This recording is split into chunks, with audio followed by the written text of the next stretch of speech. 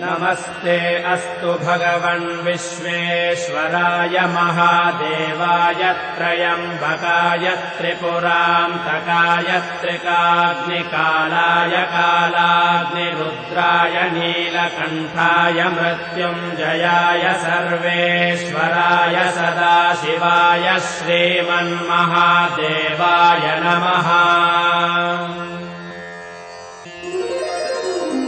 नमस्ते अस्तु भगवन् विश्वेश्वराय महादेवाय त्र्यम्बकाय त्रिपुरान्तकाय त्रिकाग्निकालाय कालाग्निरुद्राय नीलकण्ठाय मृत्युञ्जयाय सर्वेश्वराय सदाशिवाय श्रीमन्महादेवाय नमः।